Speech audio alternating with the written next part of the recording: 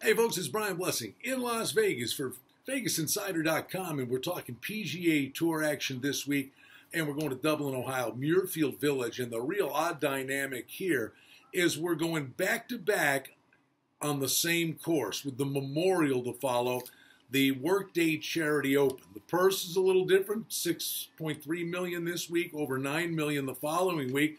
Some guys could be using this as a tune-up for the Memorial, but listen, $6 million isn't chump change, so they're playing for some good bucks and a real good opportunity on a really tough course. Now, the field is really strong here, and you look at the favorites. Justin Thomas is at 11-1. Patrick Cantlay knows how to win here. Jon Rahm, 14-1. Matsuyama is 16-1. He's a former winner here. So is Justin Rose at 22-1. Now, Brooks Koepka was absolutely the guy you had to jump on board a couple of weeks ago. The game was right there, and all of a sudden, his caddy comes down with COVID. At 14-1, I can't imagine that Brooks Koepka, in the 2 weeks off, did anything other than really work on his game.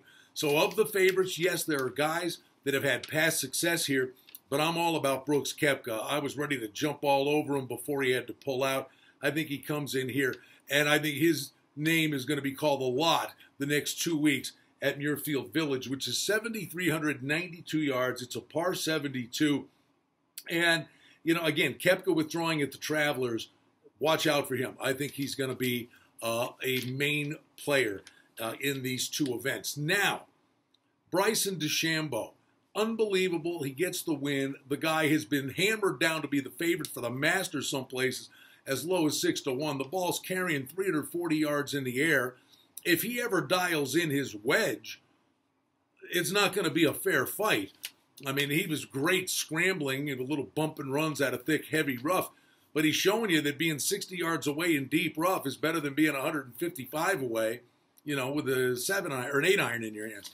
So DeChambeau's not here this week, but boy, he'd been knocking on the door, and it's really been an incredible story on the PGA Tour. So if long hitters really do reap those kind of rewards, I would look at a guy in here like J.B. Holmes, 150-1. Now, he's only 150-1 because he has not played since the PGA Tour returned. And he can hit it a mile, and he shows up on tough courses. I think that's a massive overlay for a guy like J.B. Holmes. I also think you could take a look at Matthew Fitzpatrick in the 60-1 range. But the more I thought about it, I'm sitting there going, you know, if you're going to consider a guy like Brian Stewart at the Rocket Mortgage Classic in Detroit because he's from Michigan, and we know Webb Simpson's prowess when he's playing in the Carolinas, the home course edge here for a guy that lives in that neck of the woods, and his form hasn't been great, but he's got tons of back class, and he can get the flat stick going. Jason Day is sitting on the board at 70-1, and health has been the one thing that's held this guy back.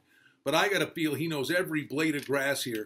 And the sneaky play with local knowledge to me would be Jason Day. I think Koepka is going to be really tough to beat. Jason Day, J.B. Holmes, maybe a little sprinkle on a guy like Matthew Fitzpatrick. But watch this event and look ahead to next week, because I think you'll be able to apply some of the things we learned this week when we get to the Memorial, be it matchups and maybe even a nice juicy future odds play on somebody that gets their act together on the weekend. Should be entertaining. Really odd dynamic. Back-to-back weeks at Muirfield Village. Always fun chatting on the PGA Tour with you right here for VegasInsider.com. From Las Vegas, good luck this weekend. I'm Brian Blessing.